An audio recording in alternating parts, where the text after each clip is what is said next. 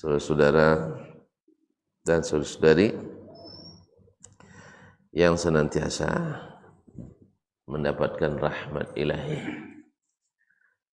Di subuh ini kita diizinkan bersama menikmati indahnya ibadah dan munajat di salah satu rumah Allah ini.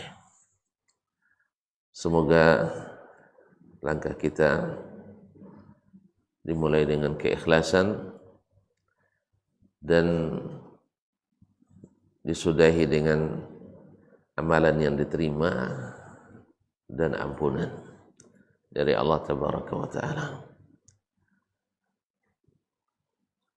Oleh itu mari kita bersyukur kepadanya atas nikmat yang diberikannya ini. Karena tidak banyak yang mendapatkan, semoga kita senantiasa mendapatkannya sampai hari atau akhir kehidupan kita nanti. Amin, amin ya rabbal alamin. Bapak dan ibu kaum muslimin dan muslimat yang dirahmati Allah Subhanahu wa Ta'ala, salawat dan salam tentu tak pernah lupa di setiap majelis, karena kita tidak bermajelis ini kecuali karena mengikut Nabi alaihissalatu wassalam. Dakwah beliaulah yang sampai kepada kita.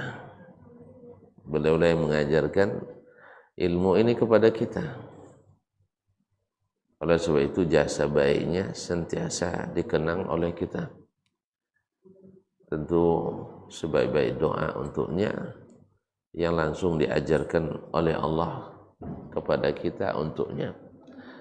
Innallaha wa malaikatahu yusalluna 'alan nabi.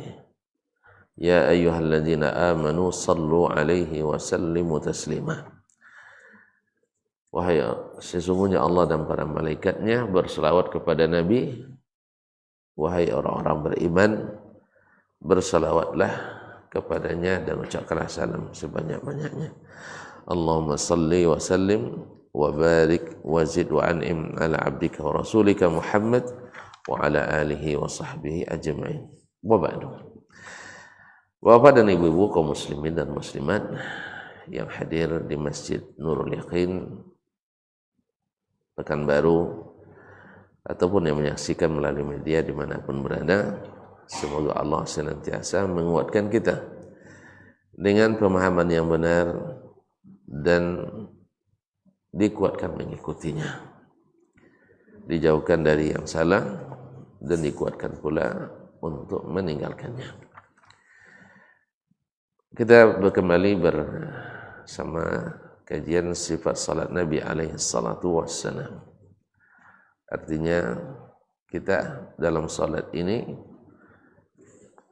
mesti melihat dan mengikuti Nabi alaihi salatu wassalam sesuai dengan perintahnya dalam hadis muttafaq alaih, hadis yang disepakati sahihnya, sallu kama ra'aitumuni usalli. Maka kita perhatikan satu demi satu bagaimana salat Nabi alaihi salatu wassalam.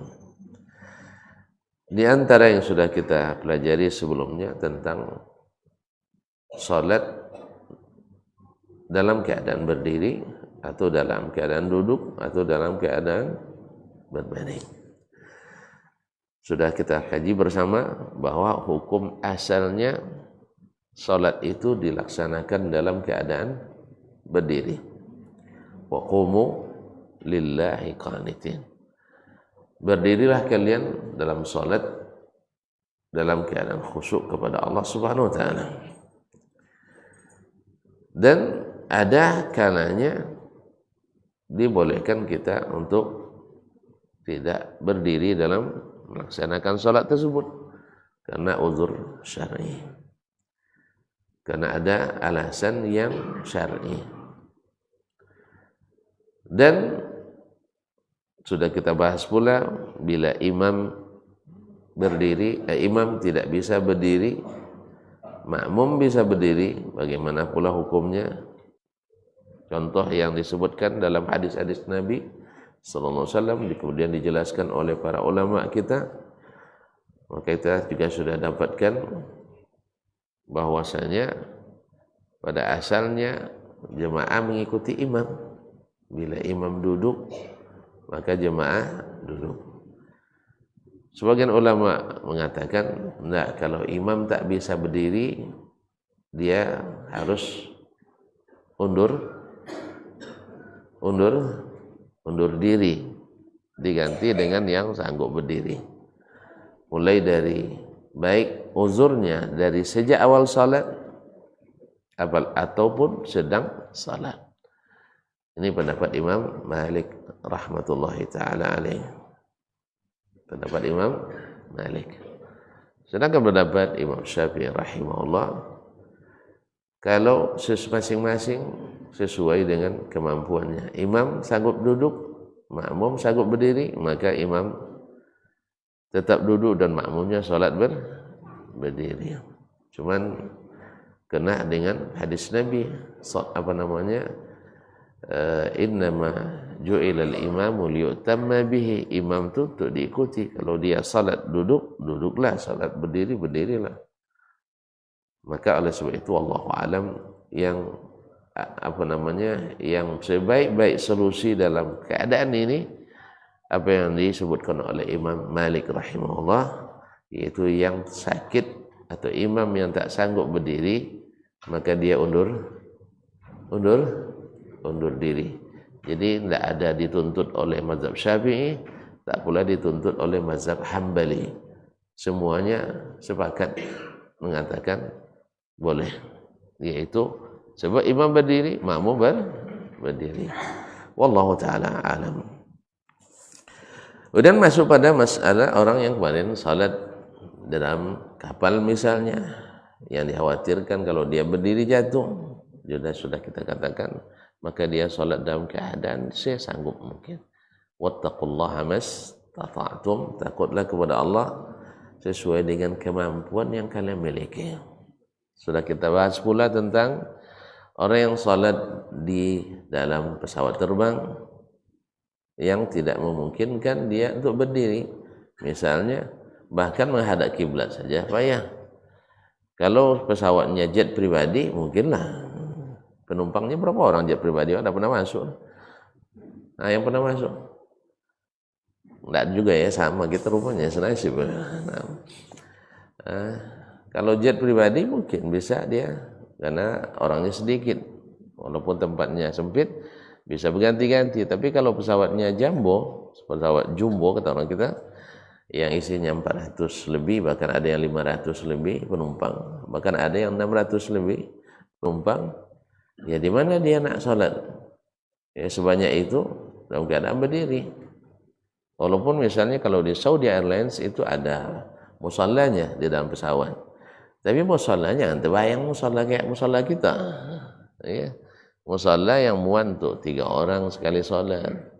Kalau 3 orang sekali masing-masing ambil 5, kalau 600 atau 450 bagi 3 berapa? Lama kan? Tidak juga akan cukup waktunya. Oleh sebab itu maka tidak bisa dipaksakan semuanya salat dalam keadaan berdiri, bahkan juga menghadap kiblat. Nah, ini termasuk uzur-uzur syar'i yang sudah disebutkan oleh para ulama kita. Maka salat dia menurut keadaan yang dia bisa. Keadaan yang dia bisa. Sama juga dengan nanti kalau pas di bab wudu nanti di taharahnya, tidak bisa dia berwudu. Kalau orang kita wudu, masya Allah, mandi pesawat itu buatnya. Ya, kalau sempat 450 orang wudu banjir pesawat itu kalau cara wudunya kita.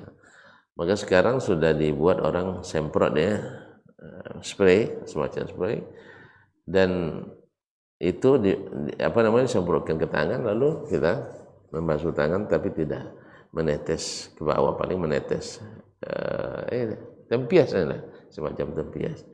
Tapi kalau sempat wudu di toilet semuanya, masya Allah, karam itu pesawat. Kalau orang Indonesia kan wudunya lebih banyak daripada siram toiletnya. Iya, siram toilet satu gayung, tapi pas wudunya 8 gayung. Harusnya dibalik, siram toiletnya banyak, wudunya sikit. Jelas ya? Ini siram toiletnya meninggalkan bau janakil wal fatayat. Ya, jengkol-jengkol dan petai-petai. Nah, karena apa? Siramnya dikit. Tapi pas wudunya Masya Allah. Wudunya sampai 5. Kalau keran tuh volume full. Allah musta'an. Harusnya ini ketika menyiram, bukan ketika wudu. Kalau ketika wudu sedikit, menyiramnya harus betul-betul bersih. Bahkan harus hati-hati, jangan sampai terinjak bekas najis kita, lalu terbawa keluar ke tempat wudu, kemudian terinjak tidak terbasuh, ini bisa membawa kita membatalkan sholat karena najis tadi. Makanya di WC itu harus ekstra hati-hati. Tapi jangan terlalu was-was. Ini beda antara hati-hati dengan was-was. Kalau was-was selain was-was berulang kali pula di WC itu. Tapi ini berhati-hati. Nah, sampai betul-betul antum masuk tidak perlu tutup pakai masker. Nah, pakai masker padang berlapis. Nauzubillah. Baiklah kaum muslimin dan muslimat dirahmati Allah. Sekarang masuk pada bab al-i'timad ala amudin aw nahwihi bis shalah. Ada kalanya orang tidak terlalu lemah, tidak terlalu sakit, dia bisa berdiri, tapi perlu bertelekan, kata orang dulu. Perlu bertelekan. Tahu bertelekan? Tidak tahu ya. Orang lama-lama tahu nih. Yaitu ada tempat dia beriktimad, menyandarkan diri baik kepada dengan tongkat ataupun tiang atau kursi duduk dia. Kursi duduk dia. Ini dengan tongkat atau tiang atau dinding misalnya. Kalau dia berdiri tanpa ada pembantu, alat bantunya, mungkin dia akan kecapean atau dia tidak sanggup meneruskan berdiri. Maka diriwayatkan oleh Imam Abu Dawud dalam As-Sunan, dan Imam Al-Hakim dalam Al-Mustadrak dari jalannya atau dari Al-Hakim, Imam Al-Baihaqi dalam As-Sunan Al-Kubra dari Hilal ibn Yasaf, dia mengatakan qadimtu Ar-Raqqa.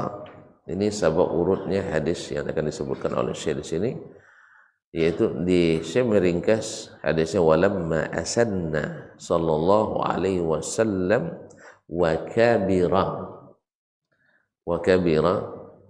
bukan wa kabura, beda kabira dengan kabura. Kalau kabura itu kabura sya'nuhu, yaitu kedudukannya besar. Tapi kalau kabirah umurnya lanjut. Jadi imma yablughanna indakumul kibra ahaduhuma au kilahuma. Al-kibar, nah, itu adalah dari kalimat kabirah yakbaru. Nah, walamma asanna sallallahu alaihi wasallam, ketika Nabi sallallahu alaihi wasallam sudah berumur, artinya sudah lanjut usia, wa kabira, dan sudah mulai tua. Kapan kita sudah mulai tua? Umur 50? Belum kan? Tidak masuk orang tua saya. Ya, umur 60 lah. 50 masih terhitung muda. Kalau 50 udah tua, saya udah tua saya. Aku masih muda lagi. Minimal rasanya masih muda, Pak. Iya sih. Nah, setidaknya orang tua muda. Masyaallah kiram dirahmati Allah. Ketika umurnya masuk dah 60, Nabi kan wafat 63 tahun. Wa kabira, mulai tua, ittakhadha amudan fi musallahu. Beliau ittakhadha amudan, beliau menjadikan ada tiang di tempat salatnya, ya'tamidu alaihi, beliau bersandar kepadanya. Ini di sini pada asalnya adalah salat malam beliau, musallahu, tempat salatnya di malam hari. Ini seperti yang saya katakan tadi, diriwayatkan sababnya adalah seperti yang diriwayatkan oleh Abu Dawud dan Al-Hakim serta Al-Baihaqi dan Ma'sunan Al-Kubra tadi. Qadimtu Raqqah, berkata Hilal ibn Yasaf, saya datang ke Raqqah. Raqqah itu di Irak. Faqala li ba'du ashabi, sebagian orang, karena ini bukan riqqah, karena beda ar-riqqa bil kasr itu mesti pada raqqa yariqqu riqqa, artinya lembut hatinya. Tapi di sini bukan lembut hati maknanya, tapi adalah nama tempat. Nama tempat di Irak, di Irak. Dulu saya dengan teman senior orang Arab lama berdebat masalah ini. Dia bilang riqqa, saya bilang raqqa. Ya, tentu dia merasa orang Arab, tentu dia merasa lebih tahu kan. Akhirnya terpaksa kami buka buku. Alhamdulillah yang benar dari orang ajam ini, bukan dari orang Arab itu. Jadi bukan riqqa tapi adalah ar-raqqa, nama tempat. Kalau riqqah itu masdar. Ini raqqa nama tempat di Irak. Di sini sananya wasitnya, wasit di Irak. Taib. Faqala li ba'du ashabi. Sebagian dari temanku berkata, "Hallaka fi rajulin min ashabin Nabi sallallahu alaihi wasallam?" Mau tak kalian mencari kalau bisa bertemu dengan seorang sahabat Nabi sallallahu alaihi wasallam? Mereka begitulah, mereka selalu kaum muslimin muslimat. Ini kan Hilal bin Yasab dari kalangan tabi'in. Mereka selalu mencari kesempatan bertemu dengan para sahabat. Apa sebab sahabat itu murid Nabi sallallahu alaihi wasallam. Untuk apa? Untuk belajar. Nah, qala qultu ghanimah, ini ghanimah, fadafa au dufi'na ila Wabisah. Lalu kami dibawa kepada Wabisah. Seorang sahabat Nabi nama Wabisah. Qultu li sahibi, lalu saya katakan kepada saudara sahabatku, nabda'u pananzur ila dalih. Sekarang kita mulai lihat bagaimana dia bertingkah laku, bagaimana dia berbuat, bagaimana dia pembawaannya seperti apa. Jadi dalih. Jadi mereka dulu banyak belajar dari cara guru daripada bicaranya guru. Makanya mereka jadi orang-orang hebat-hebat karena lebih banyak cara daripada bicara. Jadi dulu murid-murid itu belajar ke cara guru lebih banyak daripada belajar ke bicara guru. Kalau kita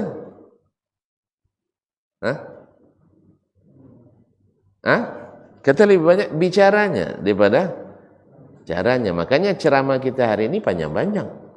Makanya jangan salahkan kalau saya panjang-panjang, jangan salahkan. Memang hari ini memang cara bicara banyak daripada cara. Ya. Sebab kita jarang mau melihat cara. Karena sebagian kita mungkin sama ustaz jawabnya kan gitu kan. Sama ustaz sama kita. Kadang lebih parah lagi ustaz sebagian daripada sebagian jemaah gitu. Kalau dulu mereka tidak melihat caranya dulu. Oleh sebab itu sering diriwayatkan dalam riwayat dari as-salafus salih, kunna nata'allamu min adabihi qabla ilmihi. Kami lebih banyak belajar dari syekh itu melihat adabnya, pembawaannya daripada belajar daripada ilmunya. Oleh sebab itu kaum muslimin dan muslimat ini memang selalu di kaedah penuntut ilmu di zaman as-salaf itu al-adabu qabla al-ilmi. Adab sebelum ilmu. Adab sebelum ilmu. Sehingga antara murid dengan guru itu ada hubungan yang luar biasa. Tidak diikat dengan kata-kata, tapi diikat dengan cara. Dan terbentuk, itu tertanam, bukan disyarah panjang-panjang. Ma'asyar kiram dirahmati Allah. Fananzur ila dalli fa idza alaihi qalan suwatun lati'ah zatu udunaini. Dia waktu itu ternyata pakai peci yang lunak dan punya dua telinga. Kenapa punya dua telinga? Peci kita kan tidak ada pakai ini ya, tak ada penutup telinga. Kenapa?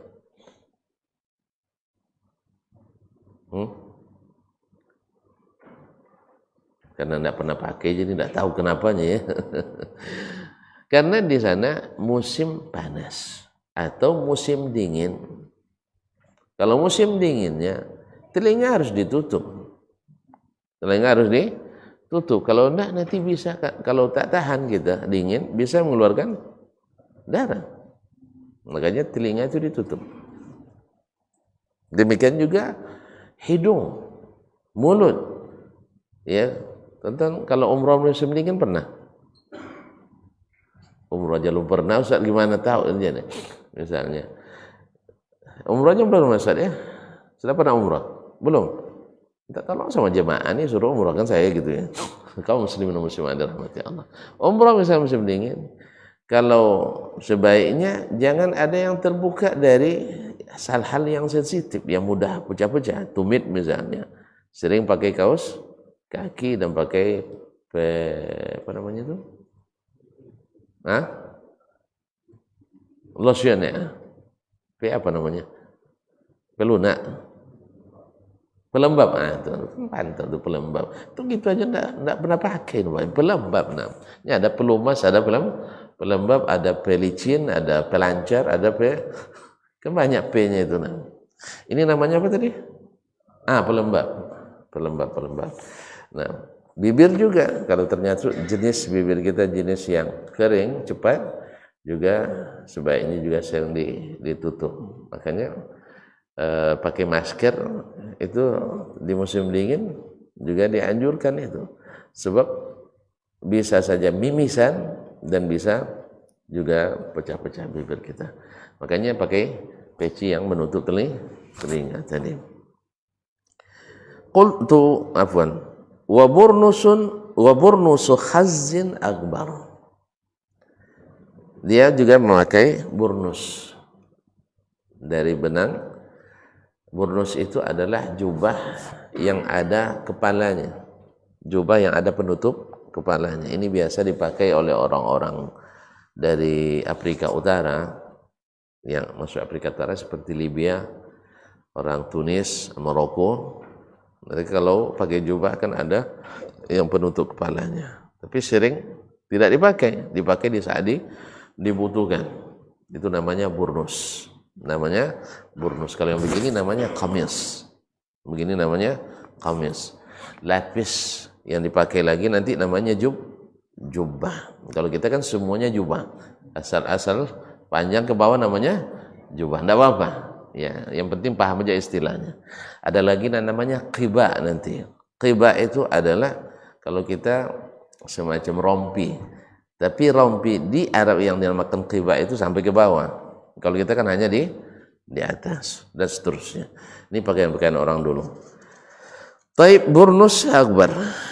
Wa idza huwa mu'tamidun ala 'asa fi salatihi. Kami lihat dia mu'tamidun ala 'asa.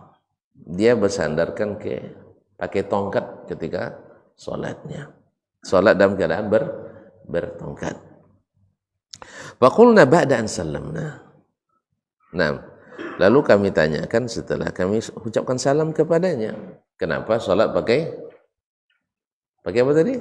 Pakai tongkat. Faqala, dia kata, haddatsatni Ummu Qais binti Mihsan. Diceritakan kepadaku oleh Ummu Qais binti Mihsan Al-Asadiyah, saudara Ukasyah ibn Mihsan. Pernah dengar cerita Sayyiduna Ukasyah? Ketika Nabi SAW mengatakan akan masuk surga dari umatku ini 70.000 tanpa hisab, tanpa azab. Artinya langsung lulus tanpa tes masuk surga. 70.000. Mau bang? Mau? Enggak payah kayaknya. Tapi kita harus berharap. Harus berharap. Ciri mereka diantaranya adalah la yastarqun, tidak minta diruqyah, apalagi obat ke dukun. Tidak minta diruqyah syar'iyah saja, enggak. Kemudian tidak la yatatayyarun, tidak percaya dengan tanda-tanda seperti burung, apa istilahnya, tanda-tanda sial dan sebagainya. Seperti orang kalau kita bilang celaka 13 dan sebagainya. Dia tidak percaya dengan itu. Masuk apa ke rumah palasi, ada yang akan demam, tidak percaya dia. Burung gagak pasti ada yang akan mati. Tidak, dia tidak percaya tanda-tanda itu.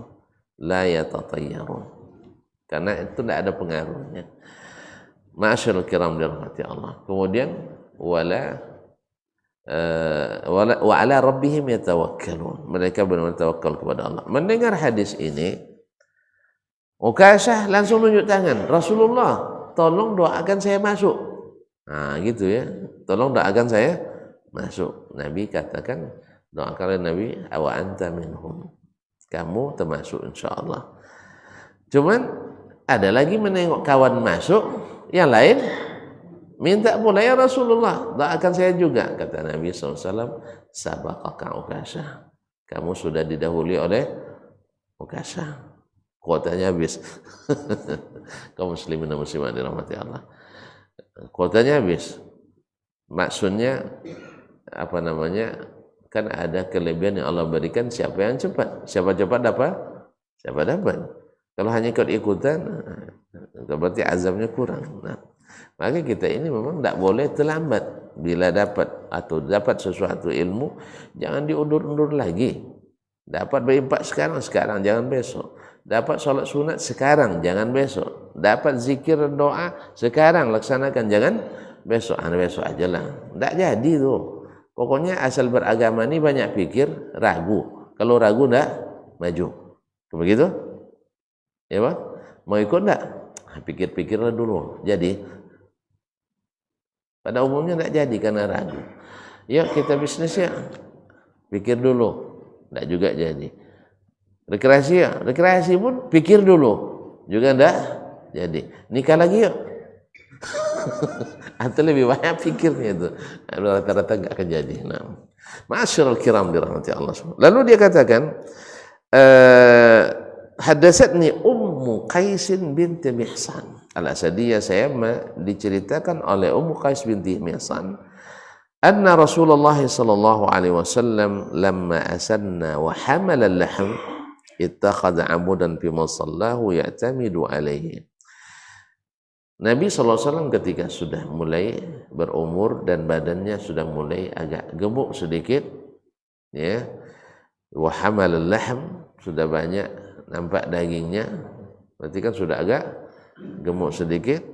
Ittakhadha amudan fi musallah, beliau meletakkan tiang di tempat salatnya, ya'tamidu alaihi, yaitu digunakan untuk bersandar ketika salat, bersandar ketika salat. Nah, hadis ini diriwayatkan juga oleh Al-Bukhari ta'liqan, artinya mu'allaq, tidak musnad. Dan berkata Syekh Al-Albani penulis kitab, hadis ini sahih ala syarti Muslim. Walaupun Imam Al-Hakim mengatakan sahih ala syarti Syaikhain, tapi Syekh mengatakan ala sahih Muslim, karena Hilal ibn Yasaf hanya diriwayatkan oleh Imam Al-Bukhari mu'allaq, bukan fil usul. Berkata Imam Asy-Syaukani rahimahullah dalam Nailul Awtar juz 2 al-haditsu yadullu ala jawazil i'timadi fi sholati ala al-amudi wal asa wa nahwihima. Hadis ini menjadi dalil boleh bersandar di dalam salat ke tiang atau tongkat atau seumpamanya, apa saja tempat bersandar yang tidak merubah posisi kita. Walakin muqayyadan bil uzril mazkur, tetapi dengan syarat ada uzur seperti yang disebutkan tadi. Apa uzurnya tadi? Sudah tua. Nah, orang tua. Berarti kalau ada anak muda nanti gimana? Berarti sudah anak muda ketua-tuaan gitu. Mungkin kondisinya sama dengan orang tua tadi. Wa huwal kibar wa kathratul lahm, yaitu sudah berumur atau sudah gemuk. Berarti saya boleh pakai enggak ya? Karena agak gemuk menurut saya. Kalau orang lain tengok sangat, saya ini termasuk gemuk apa enggak? Sangat ya? Sedang. Ini nak ngambil muka nampak ini. Kaum muslimin dan muslimat dirahmati Allah. Awak nengok kecil, tapi orang nengok kebesaran. Risau orang nengok. Ya, apa boleh buat? Saya itulah sebelum nikah 49. Setelah nikah jadi 94 tu. Itu balik. Langsung drastis. Allah musta'an. Lama sampai umur 27 tahun, Bang. Ini berat badan hanya 49 sampai 51. Setelah nikah, subhanallah. Mungkin Allah sayang sama istri saya supaya tidak dikritik oleh mertuanya. Masya Allah, pandai kamu menjaga anak saya, katanya. Jadi langsung naik badannya. Coba 2 bulan saja naik 14 kilo. Masya Allah, makmur sekali. Akhirnya naik terus. Sekarang tak berapa mungkin, Allah musta'an. Berarti tidak boleh saya pakai tongkat? Hah? Belum? Iya belum. Nanti tambah lagi jadinya nanti. Ya karena masih muda tadi ya. Karena masih muda, belum tua lagi. Nah. Taib wa kasar wa yulhaqu bihi mad-dha'fu, dan dihukum sama dengan itu orang yang lemah. Loyo. Loyo itu bisa yang bersifat permanen atau karena kondisi tertentu. Ya kecapean bekerja, ya porsir, lalu dia harus sholat juga. Ternyata dia tidak sanggup berdiri kecuali dengan bersandar tadi atau bertelekan tadi. Wal marad, demikian juga orang yang sakit. Wa nahwihima, dan semisalnya. Wa qad zakara jama'atu minal ulama anna man ihtaja fi qiyamihi ila at-taki ala 'asa aw ukaz aw yusnida ila ha'id aw yamila ala ahadi jambayhi minal alam jaza lahu dhalik. Bila ada orang kalau duduk atau berdiri lurus, mungkin dia merasa sakit. Mungkin akibat keselio, terkilir misalnya, tidak bisa duduk, tidak bisa lurus, harus miring, dan harus pula bersandar. Jelas? Harus bersandar baik pakai tongkat ataupun tidak. Misalnya orang keselio kadang pakai apa namanya nih? Tongkat yang di apa namanya? Nggak tahu juga ya, sama. Penyangga. Saya lupa namanya. Tongkat saja. Ini kan tongkat banyak, Bang, ada tongkat begini, tongkat taib. Ya tongkat lah, tongkat penyangga. Karena terkilir, dia harus pakai. Kalau enggak bisa. Nah, maka dibolehkan. Baik yang sifatnya permanen maupun kondisi tertentu. Jadi disebutkan oleh sebagian ulama, orang yang perlu berdiri dengan bersandar menggunakan tongkat atau penyangga, atau harus bersandar ke dinding, atau harus miring ke salah satu sisi, tidak bisa lurus begini mungkin sakit, entah apanya. Yang jelas ada uzur yang seperti itu. Jaza dzalik, boleh juga memakai bersandar tadi. Wa jazama jama'atun min ashabis Syafi'i bil luzum. Bahkan banyak dari pengikut Imam Syafi'i, ulama pengikut Imam Syafi'i mengatakan justru di saat itu mesti dia lakukan.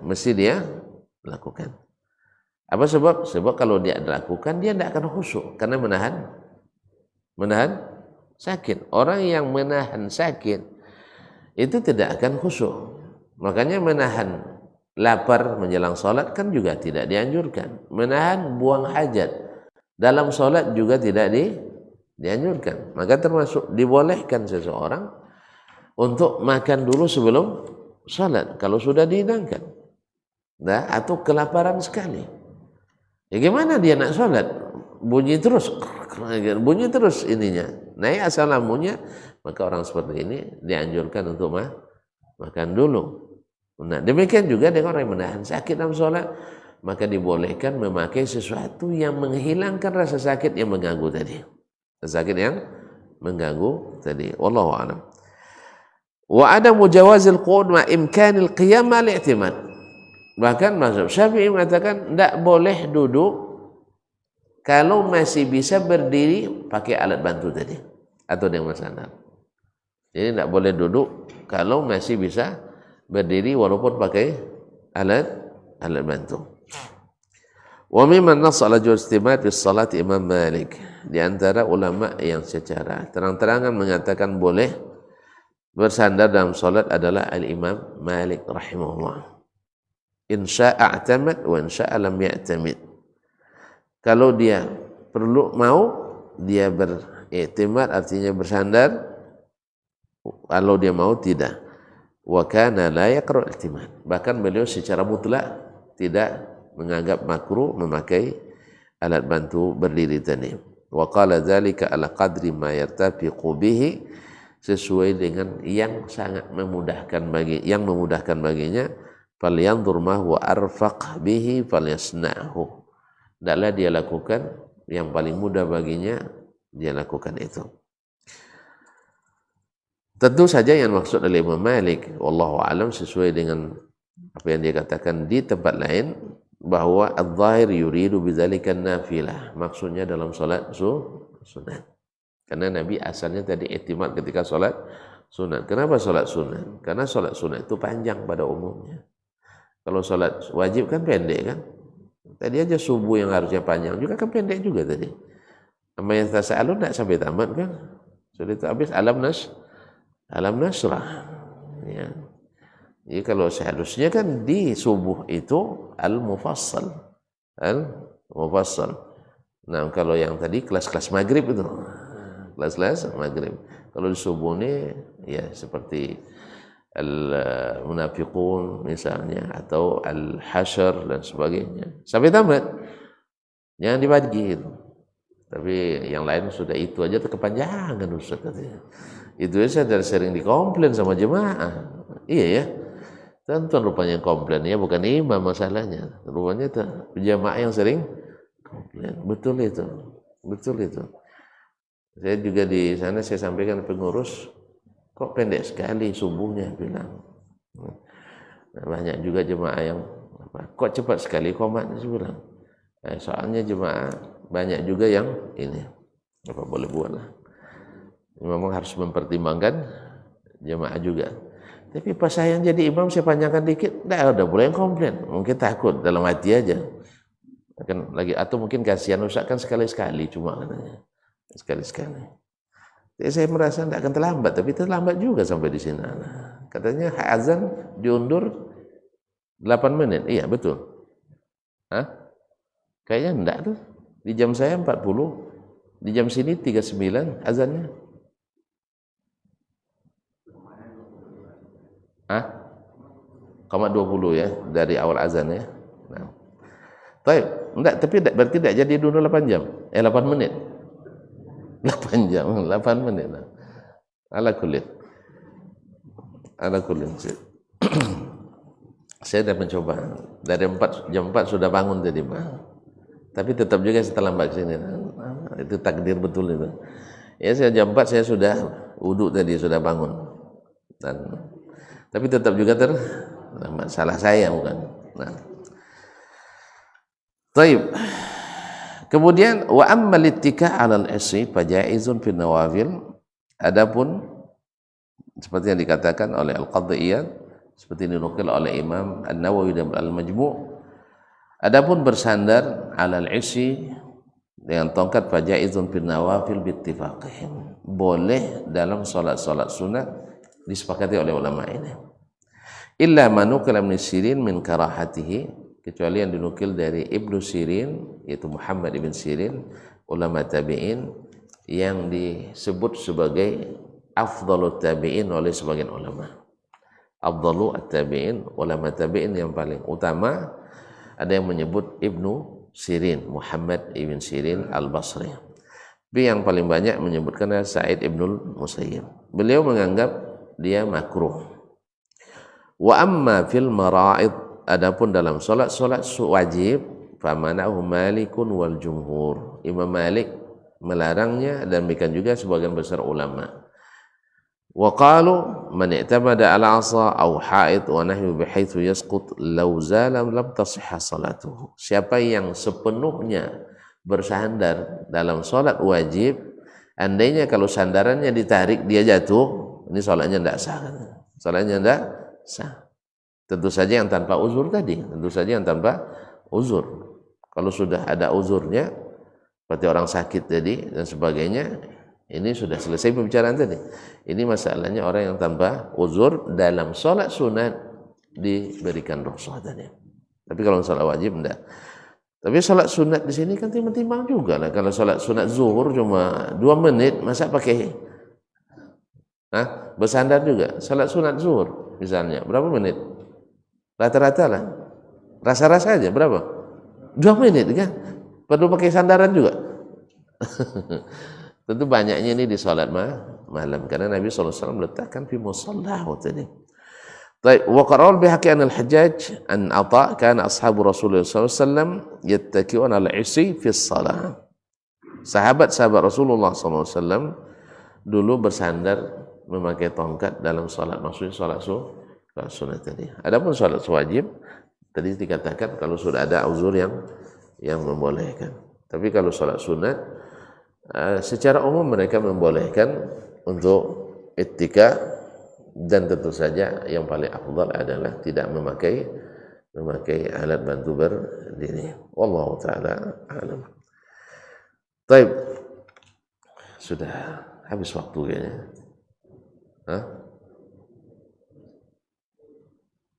Baik, kaum muslimin dan muslimat dirahmati Allah. Ada bab lagi yang berkaitan dengan al-qiyam wal qu'ud fi salatil laili. Ini bab tentang salat malam dalam keadaan duduk atau berdiri.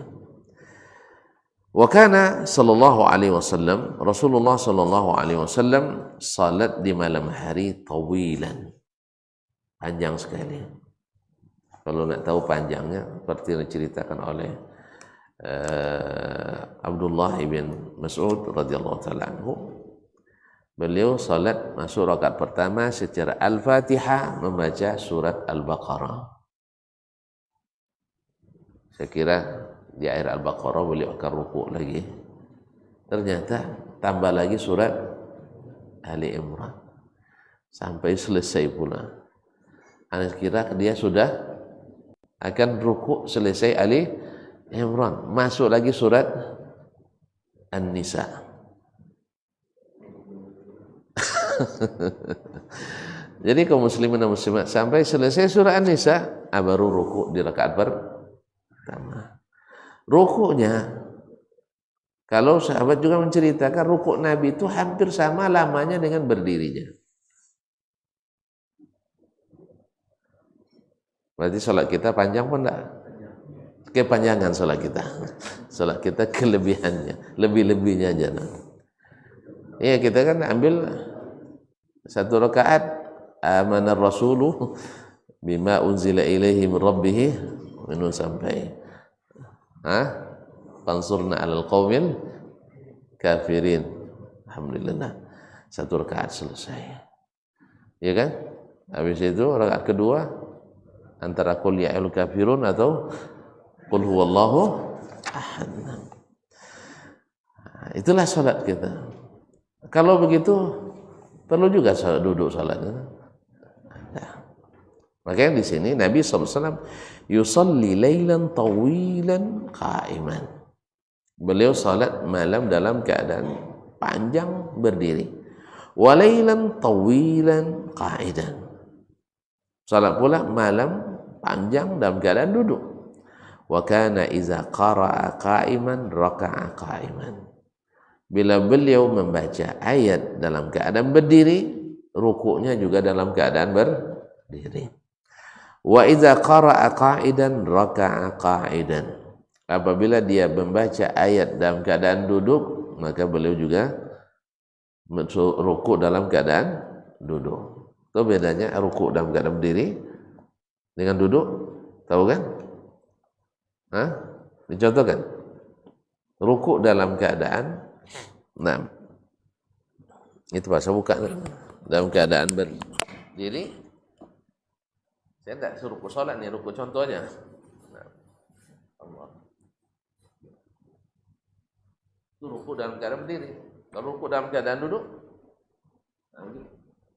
Kalau duduknya begini atau duduknya mutarabbi'an bersila, maka rukunya duduk dari tinggi dan sudut. Seperti orang salat tarawih. Jadi kalau beliau salat membaca ayat dalam keadaan berdiri dalam riwayat ini, maka rukunya juga dalam keadaan berdiri. Dan bila membaca ayat dalam keadaan duduk, maka dia rukunya juga dalam keadaan duduk. Wa kana, nah hadis ini diriwayatkan oleh Imam Muslim, Abu Dawud, An-Nasa'i, At-Tirmizi, Ibnu Majah dan Ibnu Nasr fi Qiyamil Lail, wa Tahawi dalam Mushkil al-Athar, wal Baihaqi fi Sunan al-Kubra, wa kadza Al-Hakim al-Mustadrak, Ahmad al-Musnad dan beberapa tempat. Kemudian dari Aisyah radhiyallahu anha, wa kana ahyanan jalisan, kadang-kadang beliau dalam riwayat yang lain salat dalam keadaan duduk. Fa yaqra'u wa huwa jalis, lalu beliau membaca ayat dalam keadaan duduk. Fa idza baqiya min qira'atihi qadru ma yakunu 30 ayat atau 40 ayat. Ketika tinggal sekira 40 atau 30 ayat lagi menjelang selesai. 30 sampai 40 ayat lagi sampai selesai. Panjang pendek. Ini sisanya nih, sisanya. Nah. 30 atau 40 ayat lagi, qama, beliau berdiri. Fa qara'aha wa huwa qa'im. Thumma raka'a wa sajad. Dia membacanya dalam keadaan berdiri, kemudian ruku dan sujud. Thumma yasna'u fi raq'ati tsaniyati mithla dzalik. Kemudian beliau juga melakukan itu pada rakaat kedua, semisal itu. Ma'asyiral kiram, Bapak dan Ibu yang saya muliakan, ini juga menunjukkan masalah salat sunat walaupun dalam keadaan sanggup berdiri, boleh dilakukan dalam keadaan duduk. Baik duduk sempurna sepanjang salat ataupun sebagiannya dalam keadaan duduk, sebagiannya dalam keadaan berdiri. Semua itu dilakukan oleh Nabi sallallahu alaihi wasallam. Memang ada sebagian ulama mengatakan terpaku dengan riwayat pertama tadi, yaitu bila bacanya berdiri, ruku dalam keadaan berdiri, dan bila duduk dalam keadaan duduk. Dan kalau sudah baca berdiri, tidak duduk lagi. Tapi berdasarkan riwayat tadi, boleh setengahnya sambil duduk dan sebagiannya sambil berdiri. Nah, bila dia berdiri, tentu rukunya tadi dalam keadaan berdiri. Artinya, ini rukhsah keringanan yang Allah berikan dalam salat sunat. Walaupun kita sanggup duduk. Cuman kembali ke yang sebelum ini, bahwa salat orang yang duduk, pahalanya setengah dari pahala salat berdiri, seperti yang disebutkan dalam hadis sebelumnya. Oleh sebab itu, maka kalau bisa berdiri, dilakukan dalam keadaan berdiri. Yang kedua, biasanya berdiri itu lebih tahan ngantuk daripada duduk. Orang duduk lebih cepat ngantuknya pada orang yang berdiri. Dan orang yang bersandar lebih cepat ngantuk daripada yang tidak bersandar. Kemudian yang berbicara lebih tahan ngantuk daripada yang tidak bicara. Itu begitulah lebih kurang. Berarti maka bacaan malam itu dijaharkan. Apa sebab? Sebab seolah-olah kita sedang berbicara. Kalau tidak dijaharkan sedikit, ya, dia akan cepat datang mengantuk kita. Coba nanti kita baca dengan sir, itu bisa saja kita hilang. Tapi kalau kita baca Bismillahirrahmanirrahim, nah, yang lain pun mana? Buka mata semuanya, suaranya dengar. Alhamdulillahirabbil alamin. Makanya di salat malam biasanya dijaharkan. Salat malam dijaharkan.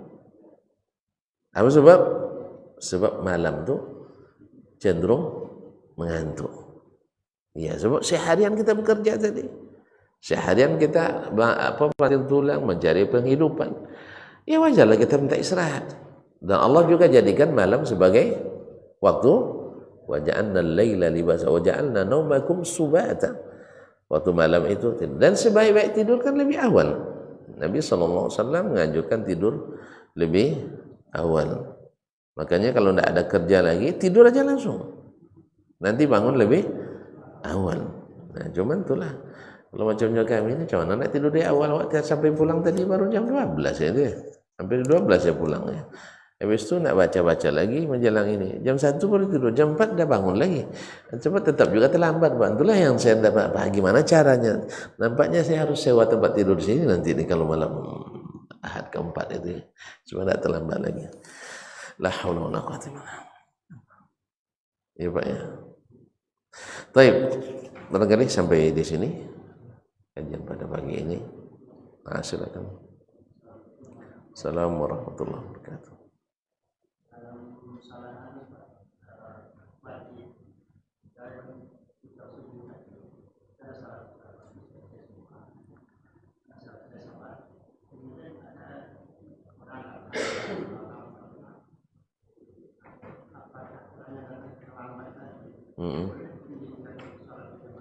Ya, atau tidak? Baik. Kalau tidak boleh, apa yang melarangnya?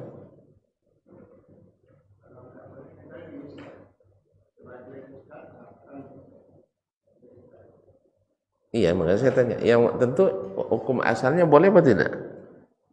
Salat berjamaah. Hukum asalnya salat berjamaah boleh apa tidak? Baik. Terus kenapa dilarang?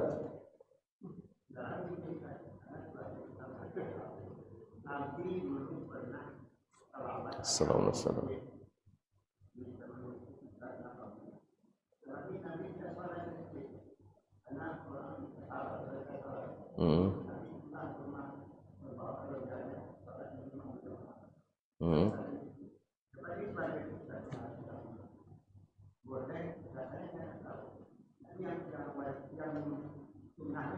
Baik, barakallahu fiikum.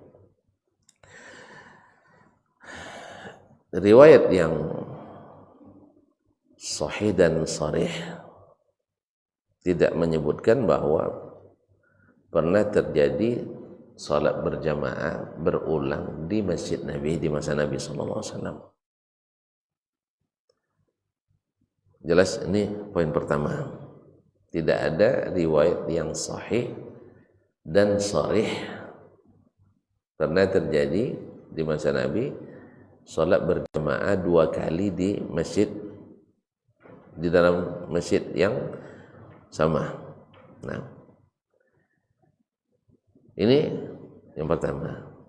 Karena pada umumnya satu, mereka dulu itu segera ke masjid bila dengar azan. Yang kedua, ini yang sering menjadi polemik di masyarakat itu, mereka antara azan dan qamat itu punya waktu yang cukup untuk bersiap-siap. Waktu yang cukup untuk bersiap. Sehingga tidak azan langsung qamat. Jadi walaupun jemaah sudah ada, tapi biasanya ditunggu dulu sampai betul-betul ada, apalagi yang rutin berjamaah. Ini yang selalu saya pesankan kepada para imam dimanapun saya kajian, saya katakan, ada jemaah yang rutin, masa terlambat juga, berarti ada masalah kita. Dan ada jeda yang cukup untuk bagi yang pulang kerja, siap bisa dia untuk mengganti pakaian kerjanya dengan pakaian ininya. Kalau dia perlu mandi, bisa mandi.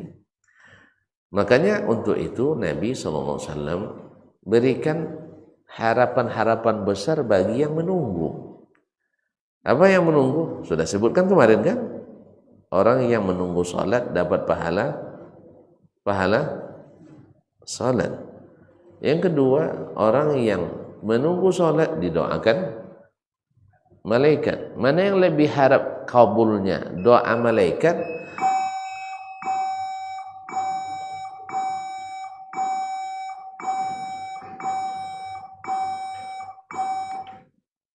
apa tuh? Hah? Habis waktu ya? Kaum muslimin. Doa malaikat atau doa orang saleh yang dianggap dekat? Nah, malaikat. Orang saleh, si soleh-solehnya orang mesti ada dosa juga. Yang kedua, kita enggak tahu orang saleh menurut kita. Besok di akhirat entah dia pertama yang diazab dulu. Iya kan? Kan banyak hadis yang mengatakan bahwasanya ada orang yang pertama dihisab hari kiamat itu diazab adalah alim, orang ulama. Ya. Dihisab masuk ke neraka. Lalu jemaah bilang, Syekh yang dulu mengatakan begini-begini menasihati kami di dunia. Atulaninya. Kalian nak tantun, kalian buat saya. Kalian enggak tahu apa yang saya lakukan. Saya suruh tapi saya tidak lakukan. Saya tegak, saya kerjakan. Padahal di tampilan umum orang menganggap dia orang saleh. Makanya Nabi tidak anjurkan kita untuk mencari kuburan-kuburan orang saleh, bahkan dilarangnya. Dilarangnya malah, bukan disuruh, dilarangnya. Tapi kalau dia masih hidup silakan. Mudah-mudahan betul-betul saleh. Kan kita lihat kan tampilan luar. Sampai ke rumah orang tak boleh kita teliti. Kita hanya melihat tampilan luar. Nampaknya Syekh ini saleh nih. Syekh tolong doakan saya. Boleh. Tapi kalau udah mati, tak jelas tak saleh kemudian mati tanda. Oleh sebab itu kaum muslimin, sebab tidak ada laporan amal diterimanya kan enggak ada sampai sekarang. Belum ada kan? Hanya perkiraan kita saja. Sah? Nah, tambah lagi syaitan yang menghiasi. Nah, keluar api dari kuburannya. Macam-macam lah. Mata orang takut nah. Itulah mata orang takut. Nampak daun pisang mau goyang kerjanya hantu. Allah Ustaz. Jadi doa malaikat. Kemudian doa kita mustajab juga. Doa kita juga mustajab. Makanya boleh dikatakan mereka itu bahkan Nabi ditunggunya lama. Nabi pernah mendamaikan suatu, ada yang bertikai lama sekali mereka nunggu sampai nak habis pula waktu kan nunggu Nabi SAW. Alhamdulillah tidak ada sahabat yang bilang komat, nggak ada. Iya sampai lewat setengah waktu ditunggu Nabi SAW. Tapi tidak datang lagi, takut waktu habis, maka majulah waktu itu Abdurrahman bin Auf radhiyallahu taala anhu. Nah baru salat Nabi dah datang. Itulah terlambatnya. Jadi terlambat itu bukan karena cepat qomat, enggak. Kita sering terlambat karena cepat qomat, itu masalahnya. Jadi yang di masjid tidak sabar, kadang-kadang imamnya mahasiswa pula, dia ngejar jam kuliah, itu masalahnya. Kalau mahasiswa ini di sini resiko. Iya, atau PNS yang nak ngejar masuk kantor, atau yang sedang lapar nak makan itu. Makanya saya katakan, kalau yang sedang kuliah, boleh tuntaskan kuliah dulu baru qomat. Makanya kalau kami di masjid, jam waktu di Madinah itu jam 12 misal waktu sholat masuk, ya, azan jam 12. Tapi azan tak mesti langsung qomat. Maka yang rapat bisa merampungkan rapatnya. Setengah jam lebih kadang nunggu. Kan bisa tuh kan? Tapi kalau enggak 5 menit nunggu atau 10 menit nunggu, tentu pimpinan rapat tanggung katanya. Iya kan, diterus. Karena menutup rapat yang sedang masa interupsi itu enggak bisa di 10 menit selesai. Jelas? Atau yang sedang sidang munakasah S2 S3 misalnya, tentu dia selesaikan. Maka di sini pentingnya kebijakan pimpinan sebenarnya. Azan memang pada waktunya, qomat boleh dilambatkan. Jelas? So, makanya tidak ada di zaman Nabi itu atau hampir tidak ada orang yang terlambat total. Gitu. Nah, kalaupun ada karena memang ada halangan yang sifatnya tidak tiap hari dia mesti terlambat. Gitu. Tidak tiap hari dia mesti terlambat. Oleh sebab itu maka susah mencari kasus berulang jemaah di satu masjid. Adapun hadis ketika Nabi selesai sholat lalu datang seseorang terlambat. Nah, dia sholat sendiri, Nabi katakan, man yastasaddaqu ala hadha, siapa yang mau bersedekah pada si fulan ini. Itu hadisnya dari Imam Al-Hakim, cuman hadisnya sanadnya lemah. Maju Abu Bakar, ikut lagi sholat berjamaah dengannya. Walaupun secara qiyas, secara nazar boleh saja orang yang sudah sholat membantu seseorang dengan niat sholat sunat dia. Baginya sholat sunat. Apa sebab?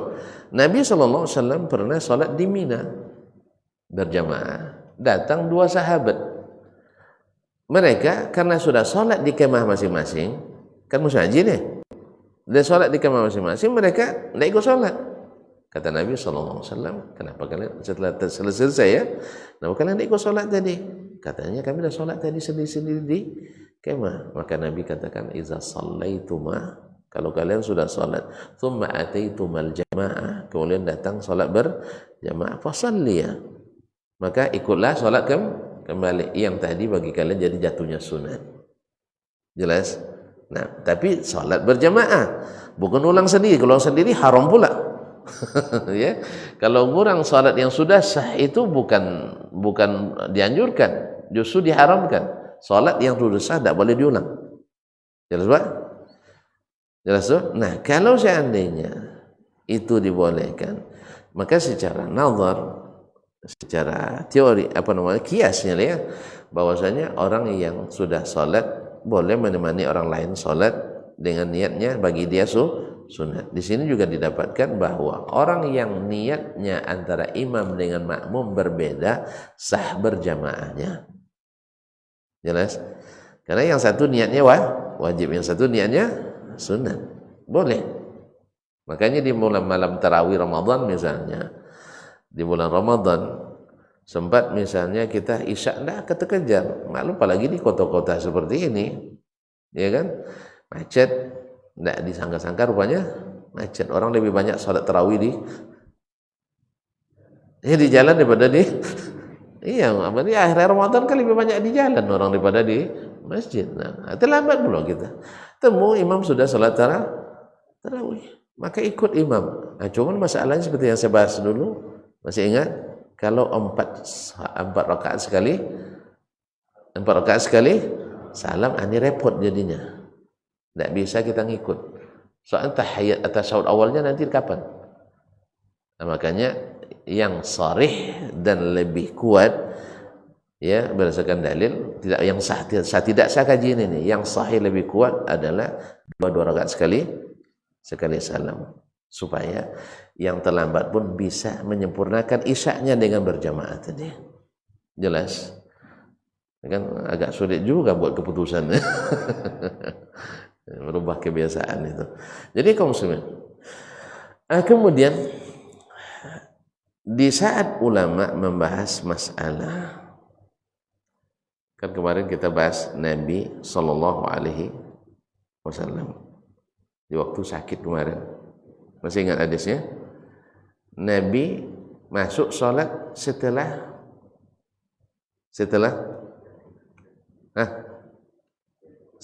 orang takbir, sah? Kan Nabi sakit. Habis itu Abu Bakar jadi imam. Nabi rasa ringan, dia datang bergabung. Akhirnya beliau ganti posisi imam, sah? Bergantikan posisi imam. Jelas? Sekarang Abu Bakar jadi makmum lagi, mungkin dua imam dalam salat. Abu Bakar salat di samping kanan Nabi, posisinya sekarang sebagai makmum. Karena mereka paham ketika Nabi berdiri di sebelah kiri Abu Bakar, berarti posisi imam diambilnya. Jelas? Berarti Nabi jadi imam. Makanya besok ya imamnya di sebelah kiri, sebelah kanan. Imam di sebelah kiri. Nah, kalau salah tidak paham ini jangan sama-sama jahar nanti.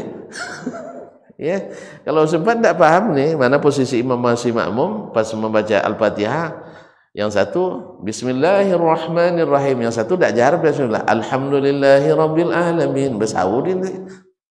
Nah, Jadi ketika diambil posisi sebelah kiri oleh Rasul, berarti dia mengambil posisi imam. Mana yang duluan tadi takbir? Abu Bakar, sah? Lebih duluan takbir dari Nabi SAW. Nah di sini juga disebutkan oleh ulama bahwa takbirnya makmum lebih dulu dari imam itu tidak membatalkan salat. Tapi jangan rukuk sebelum imam, batal salat. Ini khusus takbir tadi. Jangan dikembangkan yang tidak. Rupanya boleh dulu dari imam katanya. Pas dia mau cepat, ngejar absen. Nah, diselesaikan assalamualaikum warahmatullahi wabarakatuh. Imam belum salam, tidak boleh. Ini khusus takbir. Nah, yang ingin saya jelaskan di sini, posisi Abu Bakar tadi jadi imam, sekarang jadi makmum. Para ulama menyebutkan ini menjadi dasar bahwa seseorang yang terlambat misalnya, lalu datang orang lain yang terlambat lagi daripadanya, mengikuti dia, sah sholat jamaahnya. Jelas? Jelas? Imam saja jadi terlambat, ganti posisi awal, iya kan? Boleh kan? Sah? Diulang takbir? Enggak. Apalagi makmum yang sama-sama terlambat. Ini dalam mazhab Syafi'iyah dijelaskan. Bahkan misalnya saya sama teman terlambat sama Ahmad misalnya tadi. Kami terlambat 1 atau 2 rakaat. 1 rakaat. Terlambat, lalu imam salam. Sekarang kan kami tinggal berdua nih. Saya boleh ikut dia atau tidak? Hah? Tadi sama-sama makmum nih. Dan sekarang dia selaku berubah jadi posisi jadi imam. Dalam mazhab Syafi'i juga dibolehkan berdasarkan hadis tadi. Berdasarkan hadis tadi. Nah, kalau ini menurut Bapak ini jemaah kedua atau tidak? Ini jemaah kedua atau tidak? Jemaah kedua. Berarti boleh enggak 2 kali berjemaah satu masjid?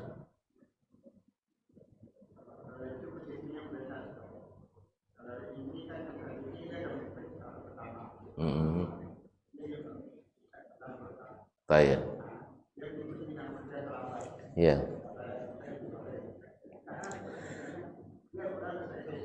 Ya. Baik. Alhamdulillah. Bapak bertahan nampaknya tidak boleh. Ini terlalu cepat dibahasnya, nanti di belakang sebenarnya, tapi tidak apa. Baik. Kalau Bapak tidak setuju dengan ini, saya hanya mengambil ini jemaah kedua atau tidak. Berarti berulang? Tidak. Oke. Di masjid yang di perjalanan, misalnya Bapak musafir dari sini ke Payakumbuh, ada masjid di jalan? Ada? Tidak ada? Bukan tengah jalan. Masjid di perjalanan, ada apa enggak? Ada. Bapak sholat di mana biasanya? Masjid. Jemaah ada? Kalau terlambat enggak? Kenapa? Bapak salah menyalahi ijma'. Sudah menyalahi ijma'nya ulama. Sebab ulama ijma' masjid yang di perjalanan yang tidak ada imam ratibnya boleh berulang jemaah di situ.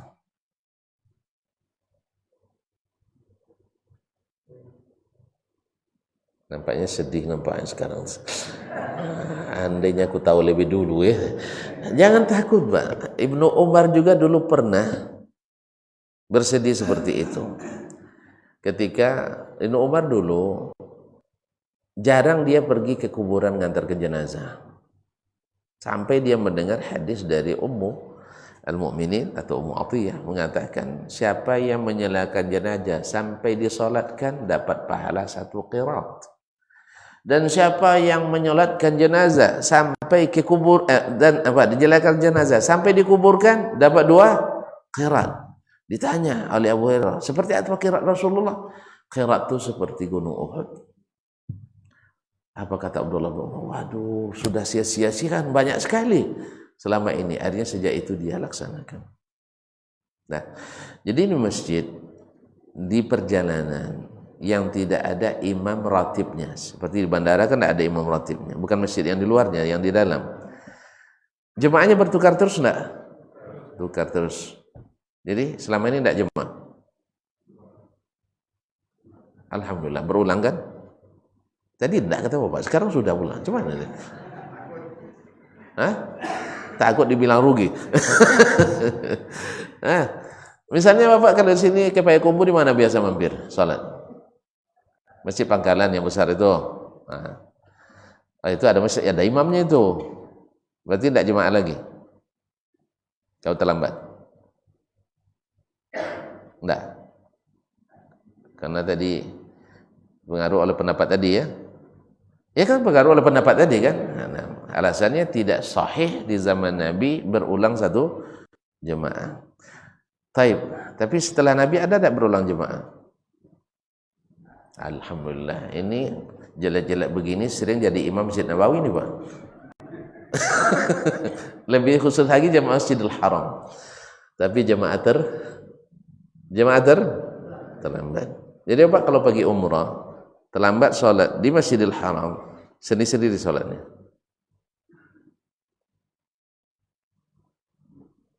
Sendiri-sendiri. Oh belum pernah. Belum pernah. Semoga Allah mudahkan. Jadi kaum muslimin muslimat, alhamdulillah. Tadi saya katakan saya sering jadi imam Masjidil Haram dan imam Masjid Nabawi, tapi jemaah terlambat. Dan ramai orang berjemaah, masyayikh juga ramai. Sampai hari ini belum ada larangan dari syekh-syekh. Woi, bid'ah-bid'ah enggak ada. Apalagi di Wahabi kan sering dianggap bid'ah kan itu. Enggak ada mereka bilang alhamdulillah. Oleh sebab itu wallahu alam. Jadi mereka melihat masjid sekarang ini kan dulu masjid yang di masjid perjalanan itu maksudnya dulu Pak, yang tidak ada imam ratibnya, memang masjid di tengah jalan, tidak ada penduduk di situ. Jelas? Sekarang masjid di perjalanan rasanya tidak ada masjid di situ, tidak ada orang. Sah? Kalau dicari masjid perjalanan yang ditunggu baru boleh berulang jemaah nanti, itu tidak akan ketemu sekarang ini masjid yang tak ada penduduknya sama sekali di negeri kita secara khusus. Dah? Oleh sebab itu hukum mereka masjid perjalanan kalau dicari gak ada lagi sekarang. Tapi yang sekarang yang masjid-masjid yang selalu jadi persinggahan orang, mesti masjid Pangkalan misalnya. Yang masjid apa namanya Pangkalan kemarin yang satunya lagi? Al-Ihsan ya. Nah, Al-Ihsan sebelah kiri Pak. Ada lagi Mahat Tahfiz itu bersih juga masjidnya bagus. Atau misalkan Lubuk Bangku udah sampai ya? Sebelum Payakumbuh sudah? Hah? Anda kok jadi lupa? Kapan kita pergi lagi? Ini gara-gara ngaji terus tidak dapat pergi ke Sumbar lagi. Nah, kaum muslimin dan muslimat dimatalah. Kalau dicari yang masjid perjalanan itu yang baru boleh berulang jemaah untuk zaman ini tidak ada lagi nampaknya. Jelas? Tapi hukumnya orang jemaah berganti terus. Sah? Oleh sebab itu boleh tidak jemaah berulang di situ? Boleh apa enggak? Ini masih bertahan juga enggak bolehnya nih. Pokoknya sampai boleh baru saya selesai. Ini maksa nampaknya enggak. Memang pendapat ulama Ahlul Zahir, Imam Daud Az-Zahiri, dan juga dari riwayat dari Imam Ahmad rahimahullah ta'ala. Bapak banyak ulama pembela, jangan takut. Jangan takut, ramai pembelanya ulama. Nah, ya termasuk situ Imam Ahmad, Imam Daud Az-Zahiri, Imam Ibn Hazm dan sebagainya. Ramai. Pokoknya jangan nyerah. Jangan nyerah, biar lama dikit. Kaum muslimin dan muslimat dirahmati Allah SWT, kalau boleh berjamaah berulang di masjid tadi dengan alasan terlambat, tidak bisa disatukan dalam satu jemaah, ini kan terjadi juga pada orang yang terlambat tadi. Pada umumnya kalau dia berjamaah, kenapa dia terlambat? Karena ada sebab tadi kan yang syar'i juga. Mungkin karena perjalanan tadi juga. Dia menjelang ke sini macet misalnya, atau karena ada pekerjaan yang tidak bisa ditinggal. Misalnya tim dokter misalnya menangani orang sakit. Kalau pergi bisiknya sama yang orang dioperasi, bang saya pergi sholat dulu kami ya, tenang dulu sini. Tidak bisa. Nah, kenapa kita tidak bolehkan mereka dengan alasan yang sama? Yang musafir karena tidak terkejar, yang bekerja juga tidak terkejar. Apalagi sistem kita yang hari ini rata-rata komatnya cepat. Kayak saya kuliah misalnya sekarang, saya sudah berkali-kali sampaikan di kampus itu, kita jumlah mahasiswa kita 35.000, WC yang disiapkan di masjid hanya 4, lalu azan qamat hanya 10 menit 15 menit, ini tidak masuk akal. Ya sudah sampaikan terus. Tapi tetap juga yang duluan sampai, matilah kalian tinggalnya, dan ada apa nih? Sehingga dari 5 sab kadang 2 sab setengah lebih terlambat. Iya, dari 5 sab 2 sab setengah terlambat. Ini kalau saya punya perusahaan bus, tertinggal penumpang setengah, siapa yang saya hukum? Jemaah atau sopirnya? Sopir yang salah, mohon maaf, harusnya tadi dengar mobil saya dilanggarkan dikit, panjangkan dikit. Nah, karena Nabi SAW mendengar telapak sendal jemaah sedang ruku, dia tunggu. Nih, kesempatan untuk ajukan proposal. Nah, jadi Pak ya, jelas. Makanya kalau kita larang ini dengan sebab yang sama, di situ orang musafir karena ada uzurnya, orang mengajar juga ada uzurnya, orang yang bekerja juga ada uzurnya. Ditambah lagi masjid juga tidak cukup kalau dikumpulkan semuanya. Misalnya kami di kampus 35.000 lebih. Kalau sempat semuanya hadir sekaligus, masjid cuma 7.000 muatannya. Itu pun kalau sudah selesai lantai 2. Dengan keadaan yang bocor-bocor begini juga berkurang. Tidak muat. Makanya tidak mungkin kita jelas. Bertahan jawab, oke? Masih bertahan juga? Ya tidak apa-apa, memang dia kayaknya pegang mazhabnya kuat-kuat ini. Baik, wallahu taala. Ini 6. Silakan Pak. Assalamualaikum warahmatullahi wabarakatuh.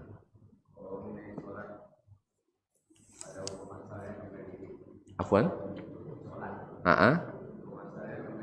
Iya.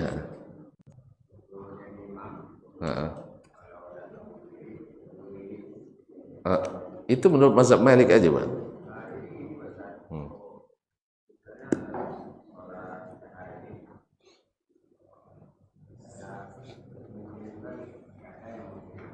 Iya.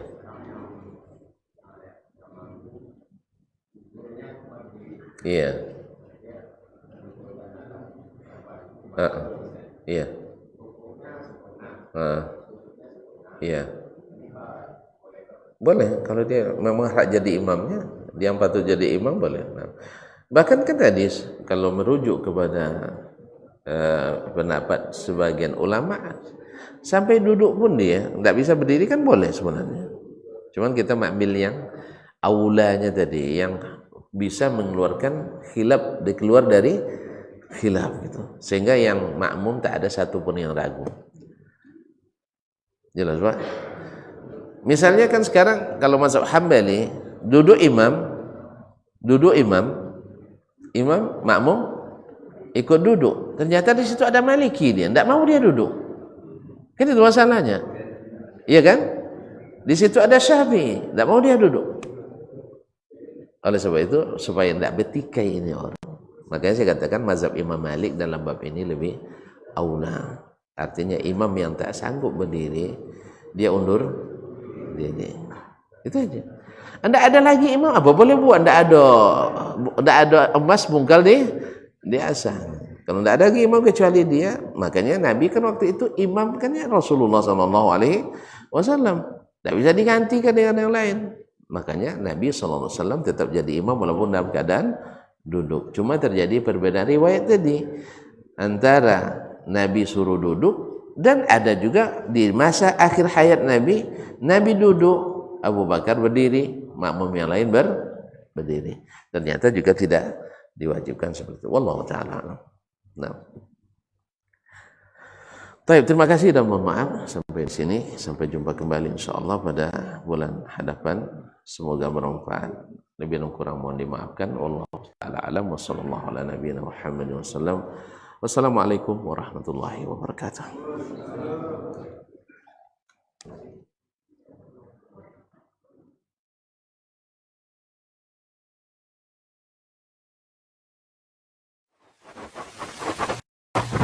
Barometer amal kita saleh tak salehnya di salat kita. Bila salat kita ikhlas dan sesuai dengan sunnah Nabi SAW, maka insya Allah amalan yang lain mengikuti. Ini aktivitas ini membantu saya di akhirat atau akan menyulitkan saya di akhirat. Kalau seandainya perbuatan itu ternyata akan menyulitkan kita di akhirat kelak, tinggalkan perbuatan itu. Anta ni'mal jund. Kamu adalah sebaik-baik prajurit. Coba lihat. Kamu adalah sebaik-baik prajurit. Maka tujuannya adalah menghancurkan kehidupan rumah tangga.